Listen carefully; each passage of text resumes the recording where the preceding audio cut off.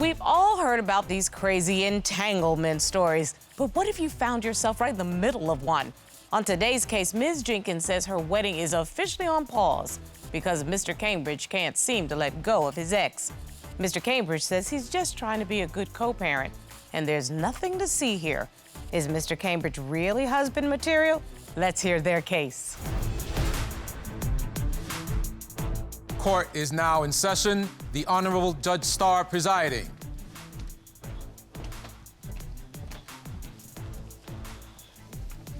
Your Honor, this is the case of Jenkins versus Cambridge. Excellent, thank you very much. Okay, Ms. Jenkins, you've brought the father of your child to divorce court because you say you're fed up with his selfish behavior, constant cheating, and complete lack of respect toward you. You say that if Mr. Cambridge can't stop this bad behavior, your engagement will be off. Yes, Your Honor.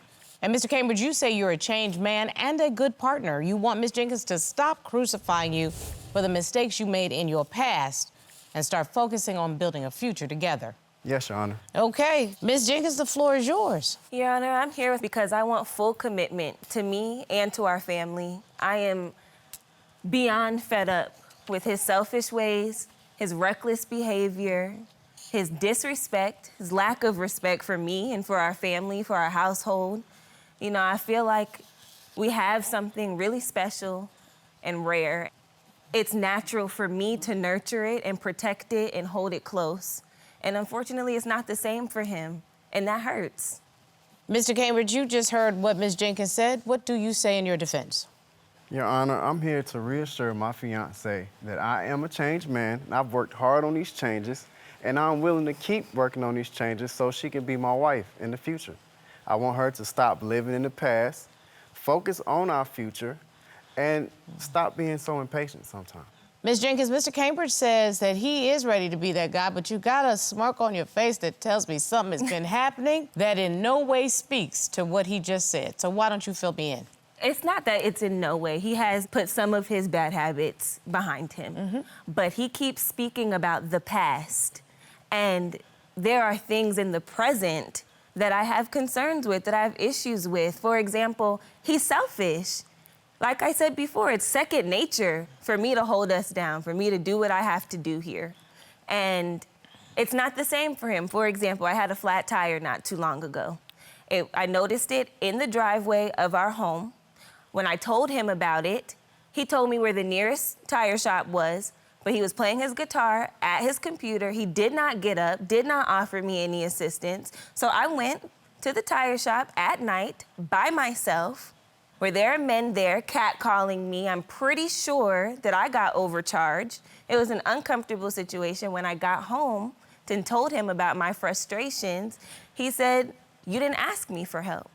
Some things I just shouldn't have to ask for. Yeah, Mr. Cambridge, this is gonna be a problem for me already because I'm gonna tell you something right now. My husband does not let me drive outside by myself at night just to make sure that I'm okay. He wants to walk me down to the garage, the indoor garage, because he says stuff can happen down there. Why is it your first instinct to protect your woman? Your Honor, because she came down with the attitude. She didn't say that she needed help. She asked me where I got my tire fixed. It was not, hey, I got a tire out here, that can you come look at it? She said, where you get your tire fixed at? Grabbed the keys and stormed off. Ms. Jenkins, that's completely opposite of what you just said. Because he doesn't tell the whole truth. Okay, well then let me hear the whole truth and nothing but the truth, y'all. That's what I'm trying to say. This is my problem. You tell half the story. He knew that my tire was flat. I came downstairs looking for a tire place. I did not have an attitude with him. I did not storm off. I was frustrated that my tire was flat. I have a Jeep. Those tires are expensive. It was an unfortunate situation. Did you ever say to him, my tire's flat? Yes. So now, Mr. Cambridge, did you know the child's tire was flat? I did. Lord, I'm gonna have to ask questions like I am back in Brooklyn at the DA's See table. what I'm saying? I advised her not to go yet. Okay, Wait till the morning. Well, why? What do you mean you advised her not to go yet? Because it was late, it was dark outside, and you don't need to be riding on Campbellton Road with your tire flat. Okay, but what if she needed to leave the next day early or something, or she had an appointment, or she just wanted a tire fixed? Why didn't you help the child with the tire? Because I didn't feel like it had to be done right then and there. That's what I've been waiting for. You didn't feel like that's what had to be done right there because you didn't want to do it at that time. That's one thing for you to say, I'm not going to do it at that time. It's another thing to be passive-aggressive and just sit there, chill, and play your guitar. Now, you do have a right to say, I'm in the middle of something. Do you need the car first thing in the morning? If you don't, let's go in the morning. That's how grown men respond. You're right. Fair? You're fair. Ms. Jenkins, what else is going on? I don't feel like he supports me like I support him. I had recently quit my job, and I had put in multiple applications for a new one. I finally got a call back for a virtual interview. I let him know the day before that it would be at 10 o'clock in the morning, and I asked him if he would watch our daughter. When I get up in the morning and I bring her to him, he's fully dressed, getting ready to head out the door. I say, where are you going? He said, this morning I scheduled an appointment to get my car fixed at 10:30. I said, what about my job interview? He doesn't say much. So now I'm frustrated. I have an attitude because you never consider me. I have to remind you to consider me. When we already had a prior arrangement, I let you know ahead of time. It wasn't a last-minute thing. Mr. Cambridge, over to you. Your Honor, it was a last-minute thing. And first of all, she didn't even know what job she was interviewing for. It was a Zoom interview. And then 10 minutes later, downstairs in the kitchen, she talking about it went for me. Guess why I went for her? Because it was a pyramid scheme, and I had to go get my car fixed. Well, did she know it was a pyramid scheme when she was registering for it? She did not. She did not know what job it was. That let me know how serious she was about the interview. Did she ask you to do something for your child, and did you agree? That's all I want to know. I agreed, and I was there. I fixed the food. I made sure the kids are straight. And when she's supposed to have her interview, were you able to watch the baby? Your Honor, when I came downstairs, the car was already running outside. He had started the car, come back inside to fix the kids some food, but if it was something that I was interested in, it would have been longer than 5 minutes. So your car is running, your appointment is at 10:30. I object. I object. Our daughter would wake up crying multiple times throughout the night. It would be me that would get up and go get her. That's what babies do, He would right? never, ever, ever budge. Ms. Jenkins is just saying, consider her. Yes. You can't make somebody your number one if you're always their number two.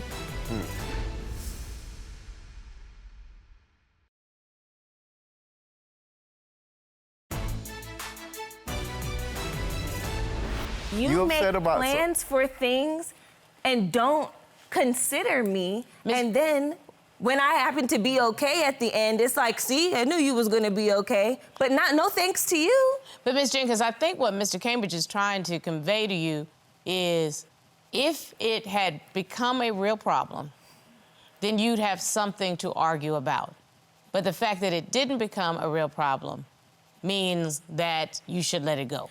I'm not saying that I agree. I want you to hear I understand. what he's trying to say in this situation. It just speaks to, it's a character thing to me. Like, I You're- feel like you don't have my back. For example, another example, our daughter was a baby and I was breastfeeding. She never slept through the night. Every single time she would wake up crying multiple times throughout the night, it would be me that would get up and go get her. That's what babies do, He would right? never, ever, ever budge. He'd roll over, never offer You had any... primary and full responsibility for the baby? Your Honor, no, she did not. No, I'm 'Cause not saying I get up and that's not change what the I'm baby saying. too. Go ahead. I'm If saying she you never, because what was your response? I'm saying She won't. you never got up to go get her in the middle of I the woke night. up, she was still because- crying. She wanted your not mine. Exactly. That's my point. She could have wanted you to you could have put the pacifier back in her mouth. You could I have picked once, her up. twice I picked her up. and brought her to me to feed. But I'm breastfeeding. I gotta get up. It's always, I don't feel like it. I'm tired. Why should I have to do it anyway? You're breastfeeding. And that's just inconsiderate to me. Mr. wanna Cambridge, talk- I hear what Ms. Jenkins is saying today. Ms. Jenkins is just saying, consider her. Do you know what that means when a woman says consider her? Yes. You can't make somebody your number one if you're always their number two. You are making her your number two to whatever it is you want going on. And in your own life, you have every right to prioritize it the way you want to. But if you're going to bring someone into your life and say you're going to create a family, you want a wife, you want a mother for your children, that means that you have to place them at priority one. That's just a matter of family building. Are you ready for real family building? I overstand that. And as a matter of fact, is that her number one compartment? Because I asked for support as well.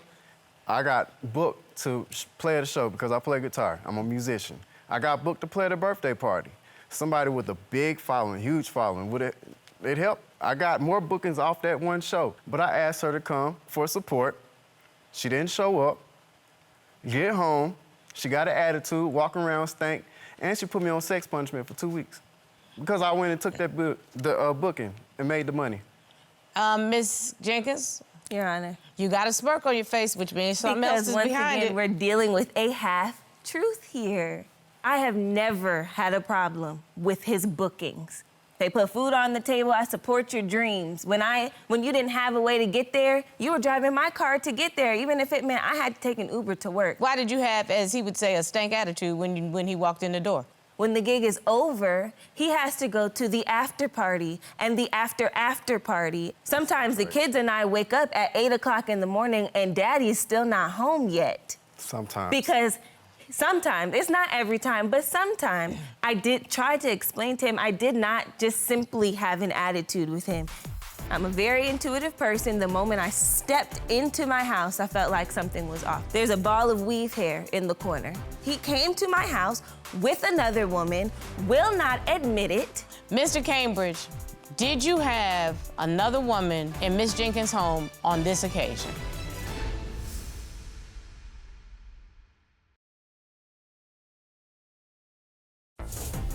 If you'd like your case to be heard on divorce court, call us toll-free at 1-877-311-2222 or log on to our website at divorcecourt.com. Missed a show? Watch full episodes on our streaming platforms and follow us on social media for exclusive content. He has a history, okay, of cheating, of substance abuse, which he has, since our daughter was born, he has put those things behind him. Congratulations. But this gig in particular was for people that were directly related to things that have hurt me. So I tried to explain to him, I'm not upset with you, I'm triggered, and I'm nervous about this. So the last thing you wanted was for him to fall back into previously bad behaviors. Yes. Because he was going to be around the elements that contributed to those behaviors in the first place. Yes, and I just wanted some understanding and compassion with how I was feeling. Mr. Cambridge, can you understand that she was concerned that even if you say you're a changed man, that the folk around you, a lot of people like you to stay in that box that they have put you in? I understand that. I learned that the hard way. A lot of folk really wanted me to stay the big girl because they were more comfortable with me as the big girl. But when I decided to put my health first and make the lifestyle changes that I needed to make, some folk were mad. Guess what? I still kept the weight off. I still took care of my obligations. I still became the whole person that I wanted to be. Right. So you might not need to be with the same people that want to keep you in that same box. I understand that, Judge. But And remember something, all money ain't good money.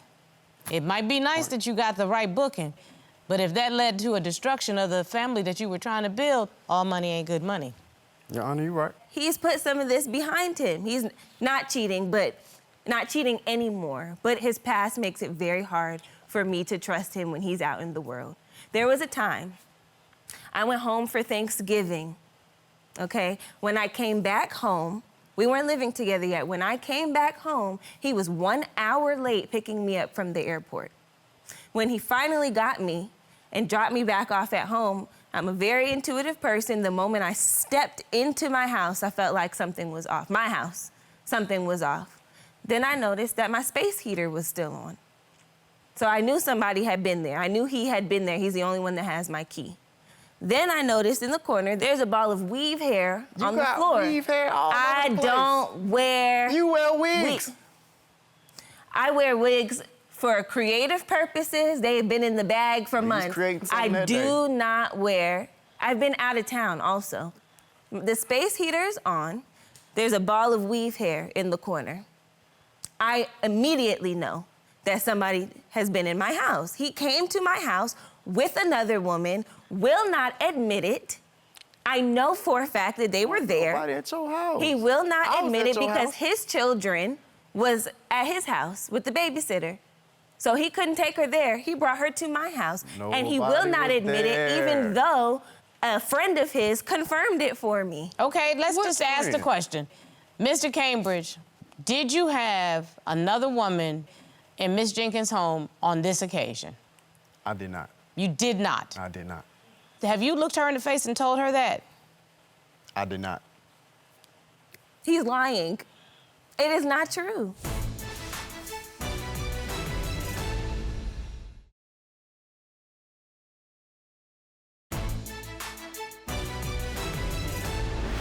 Another instance. This is before he got clean from the women and the substances. What, was you washed in a Jordan or something? He Rick sits James. me down and he says to me, I want to be a family man. I want to be a better man for you. I choose you. I choose our family. I want this. I want to do this. In that very same conversation, he confesses to multiple situations in which he lied and was with other women. So were you just trying to come clean, Mr. Cambridge? Yes, because I had recently asked her to be my wife, and I wanted a clean slate.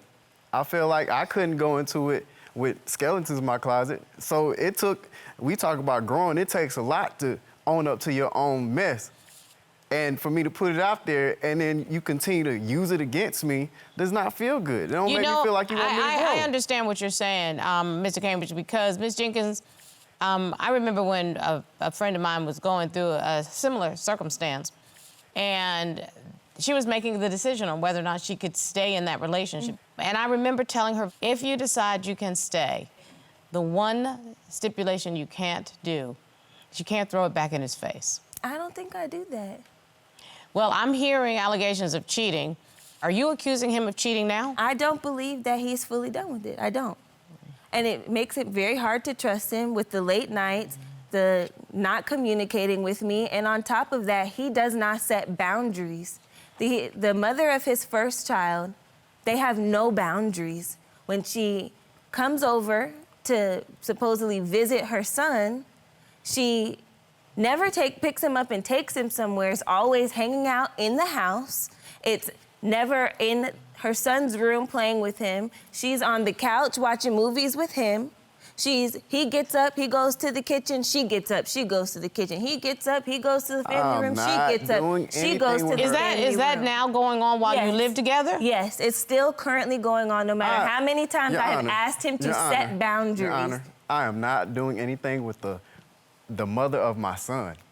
As a matter of fact, I brought her here as a witness to attest that we have not done anything.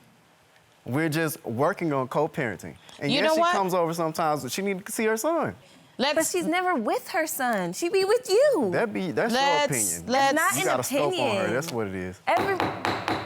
Let's talk to the witness. Next time on Divorce Court. He actually brought me over her house, did not tell me that they had already slept together. He did not tell her about me either. She and I kind of quickly realized what was going on here, and he admitted that he didn't want to leave either of us. You look like the cat who swallowed the canary, like you in the middle of the happy place. Two beautiful, smart, talented women are fighting over you. If you want to be with Miss Jenkins, she does not want Miss Berlanga in your relationship. That's just the plain and simple truth. We hung out, tried to see if we could maybe make a polyamorous relationship work, but the more I got to know... The two of you did not know about each other when you all first met. I did not know they were still together. You did not know that they had a present together. Right. Miss Berlanga, did you know Miss Jenkins was in Mr. Cambridge's life at that point?